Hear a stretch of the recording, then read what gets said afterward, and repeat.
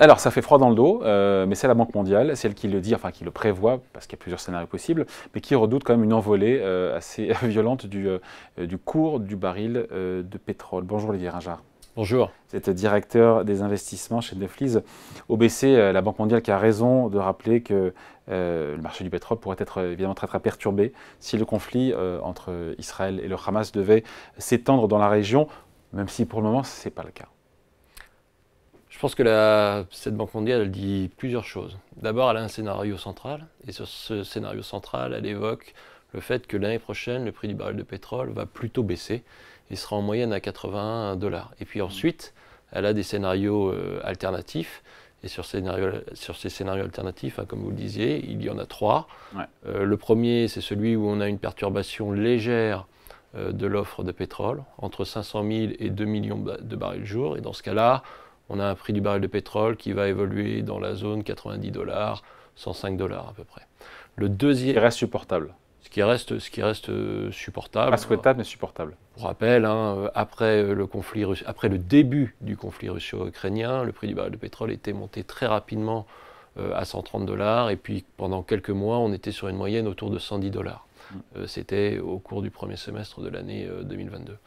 Le deuxième scénario sur lequel travaille la Banque mondiale, c'est celui où la perturbation est plus importante et où la production est affectée entre 3 et jusqu'à 5 millions de barils jour.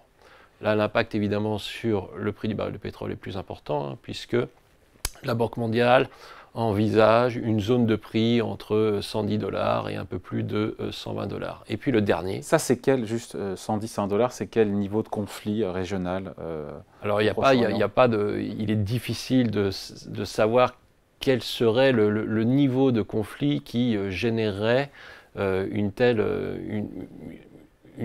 tel impact sur la production de pétrole et un tel impact sur le prix du baril de pétrole. Mais on voit qu'il y a quelques canaux si je puis dire, de distribution de ce conflit à la production de pétrole. On a l'Iran. On sait que l'Iran est un producteur de pétrole assez important, hein, à peu près 3,7 millions de barils jour. Imaginons que demain, vous ayez des sanctions des pays occidentaux contre l'Iran. Dans ce cas-là, on peut avoir l'impression qu'on serait dans le scénario numéro 2, hein, où l'Iran est exclu du marché mondial des matières premières. Et donc, on se retrouve avec cette hausse envisagée par la Banque mondiale. Et puis, le dernier scénario... Ouais, c'est le pire, le scénario catastrophique. L'Iran est totalement, pour le coup, dans le conflit. Oui, c'est sans doute un peu plus que ça, puisque la Banque mondiale considère que dans ce cas-là, vous auriez une réduction de la production de l'ordre de 6 à 8 millions de barils jour, donc c'est à peu près 2 fois la production de l'Iran, et on se retrouverait dans un scénario de prix entre 140 et jusqu'à 157 $. Et là, on imagine effectivement un conflit probablement plus important, avec potentiellement des difficultés dans le détroit d'Ormuz. Vous savez que dans le détroit d'Ormuz, vous avez à peu près 20% de la production mondiale de pétrole qui passe, également un peu de production de gaz non liquéfié.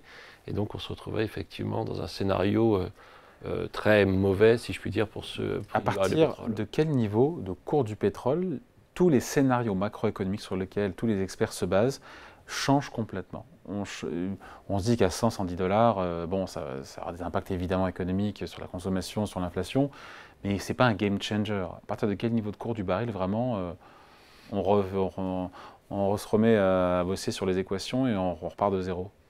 C'est une bonne question, mais malheureusement, il est très difficile d'y répondre avec grande certitude. Si vous regardez les modèles économiques, hein, vous avez des modèles économiques qui vous disent qu'une hausse de 10 $ du prix du baril de pétrole a un impact sur la croissance économique sur un an de l'ordre de moins 0,2% sur le PIB. Et un impact sur l'inflation de l'ordre de plus 0,2% à plus 0,3%. Les chiffres que je vous donne ici peuvent varier d'un pays à l'autre, donc c'est quand même quelque chose qu'il faut avoir à l'esprit, mais on voit bien que donc, si on passe sur un scénario à 100, 110 $, normalement l'impact économique ne devrait pas être considérable. Si on passe sur le scénario le pire, envisagé par la Banque mondiale, dans ce cas-là, compte tenu du fait que nos économies sont déjà plutôt sur un scénario de stagnation, en particulier l'économie européenne, on basculerait dans un scénario de récession. On a vu que les chiffres aujourd'hui en zone euro. Un peu plus approfondi pour l'économie européenne et pour l'économie américaine. On ne se poserait plus vraiment la question de savoir si on va avoir un soft landing, on se poserait davantage la question de savoir si on n'est pas en train de basculer sur une récession pour cette économie américaine. Donc on se dit quoi en écoutant le rapport, encore une fois? On ne s'angoisse pas plus que ça en écoutant le rapport de la Banque mondiale, ou ça le mérite, encore une fois, d'émettre différentes hypothèses et de se dire qu'effectivement, il y a une palette de scénarios, il y en a 3, dont l'un nous met un baril jusqu'à quasiment 160 $. Je pense qu'on se dit 2 choses. D'abord, on se dit qu'il y a un scénario central, et le scénario central reste celui où le prix du baril de pétrole va plutôt refluer au cours de l'année 2024. Ça, c'est le premier élément.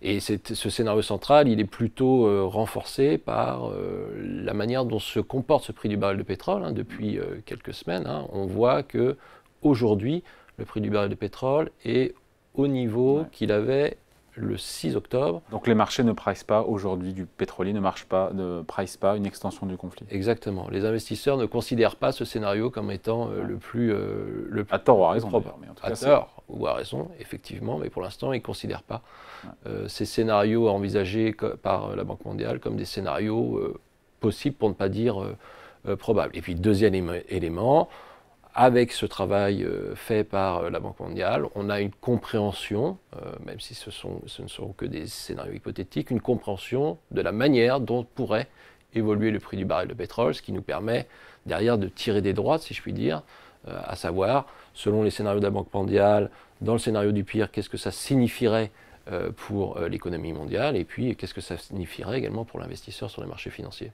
Allez, merci beaucoup. Explication signée Olivier Ringard, directeur des investissements chez Neuflize OBC. Merci à vous. Merci.